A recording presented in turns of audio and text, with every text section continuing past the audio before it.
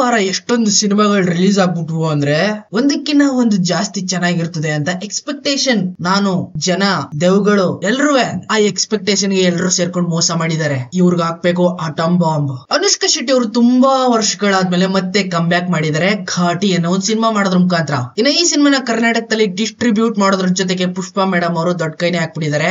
ನಾನು ಯಾರಿಗೂ ಕಮ್ಮಿ ಇಲ್ಲ ನೋಡಿ ಅಂತ. ಇಲ್ಲಿ ಹೀರೋಯಿನ್ ಅನುಷ್ಕಾ ಆದ್ರೆ ಹೀರೋ ವಿಕ್ರಮ್ ಪ್ರಭು.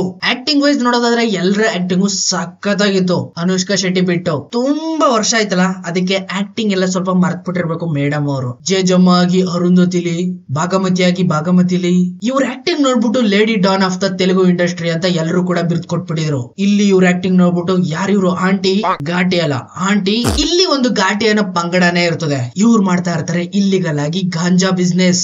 ಇದನ್ನ ನಾವು ನೆಕ್ಸ್ಟ್ ಲೆವೆಲ್ ತಗೊಂಡೋಗ್ಬೇಕು, ಜನಗಳಿಗೆಲ್ಲ ಸೇವೆ ಮಾಡ್ಬೇಕು ಅಂತ ಡಿಫ್ರೆಂಟ್ ಆಗಿರುವಂತ ಒಂದು ಗಾಂಜಾನ ಕ್ರಿಯೇಟ್ ಮಾಡ್ತಾರೆ ಇವ್ರನ್ನೇ. ಪಬ್ಲಿಸಿಟಿ ಮಾಡಕ್ಕೆ ನಮ್ಮಂತ ಇನ್ಫ್ಲುಯೆನ್ಸರ್ ನ ಯೂಸ್ ಮಾಡ್ಕೊಳ್ಳಲ್ಲ, ಬಿಗ್ ಮಿಸ್ಟೇಕ್ ಮಾಡ್ತಾರೆ. ಸೀಕ್ರೆಟ್ ಮಿಷನ್ ಸೀಕ್ರೆಟ್ ಆಗಿ ಇರಬೇಕು ಅಂತ ಸೀಕ್ರೆಟ್ ಆಗಿ ಏನೇನೆಲ್ಲ ಮಾಡ್ತಾರೆ. ಇದನ್ನೆಲ್ಲ ಸಿನಿಮಾದಲ್ಲಿ ನೋಡೋದಕ್ಕೆ ಹೋಗ್ಬೇಡಿ. ರೆಗ್ಯುಲರ್ ಸೈಜ್ ಏನಾರಿ ಅಂತ ನೋಡಿದ್ ಗಾಂಜಾನೇ ನೋಡೋದು, ಸೇಯೋದು ಎಲ್ಲ ಜನಗಳೆಲ್ಲ ಸೇದ್ ಬಿಟ್ಬಿಟ್ಟವ್ರ ಆಲ್ರೆಡಿ. ಇನ್ನು ಡಿಫ್ರೆಂಟ್ ಆಗಿರೋಂತ ಗಾಂಜಾ ತೋರ್ಸವ್ರೆ. ಪಕ್ಕ ರಿಯಾಲಿಟಿನಲ್ಲಿ ಇದನ್ನು ಕೂಡ ತಕೊಂಡ್ಬಂದ್ರು ಬರ್ತಾರೆ. ಪಿಕ್ಸು, ಇದು ಮಾತ್ರ ಪಿಕ್ಸು.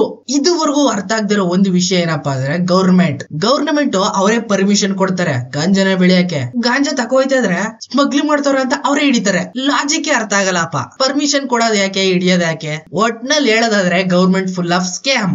ಈ ಸಿನಿಮಾ ಇರೋದು ಬರೋಬ್ಬರಿ 2 ಗಂಟೆ 36 ನಿಮಿಷ. ಕೊಯ್ದು ಬಿಟ್ಟವ್ರು ಹಾಕೊಂಡು ಅನುಷ್ಕಾ ಶೆಟ್ಟಿನೇ ಇನ್ಮೇಲೆ ಆಕ್ಟಿಂಗ್ ಅಲ್ಲಿ ನೋಡಕ್ಕೆ ಹೋಗ್ಬಾರ್ದು ನಾವು, ಆ ರೀತಿ ತೋರಿಸ್ಬಿಟ್ಟಿದ್ದಾರೆ ಸ್ಕ್ರೀನ್ ಪ್ಲೇ ಒಳಗಡೆ. ಏನೋ ಒಂದು ಇಲ್ಲಿಗಲ್ ಆಗಿ ಬಿಸ್ನೆಸ್ ಮಾಡ್ತಾ ಇರ್ತಾರೆ ಅಂದ್ರೆ ಅಲ್ಲೂ ಕೂಡ ಇಲ್ಲಿಗಲ್ ಆಗಿ ಆಪೋಸಿಟ್ ಅಲ್ಲಿ ಇನ್ನೊಬ್ರು ಇರ್ತಾರೆ ವಿಲನ್ ಗಳು ಕೂಡ ಅದೇ ಬಿಸ್ನೆಸ್ ಅಲ್ಲಿ ಇದ್ಕೊಂಡು ಇವ್ರ ಜೊತೆ ಯಾವ ರೀತಿ ಪೈಪೋಟಿಗೆ ಬೀಳ್ತಾರೆ, ಪೈಪೋಟಿಗೆ ಬಿದ್ದು ಯಾವ ರೀತಿ R-rated ಸೀನ್ ಗಳನ್ನೆಲ್ಲ ತೋರಿಸ್ತಾರೆ. ಇದನ್ನೆಲ್ಲ ನೋಡಿ ಈಗಿನ ಸಮಾಜ ಯಾವ ರೀತಿ ಇಂಪ್ರೂವ್ಮೆಂಟ್ ಆಗುತ್ತೆ.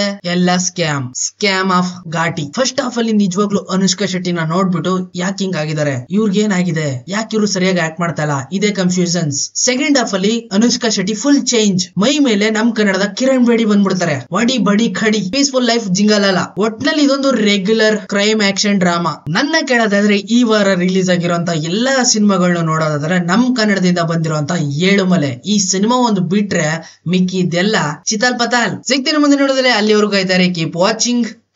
ಬಾಯ್.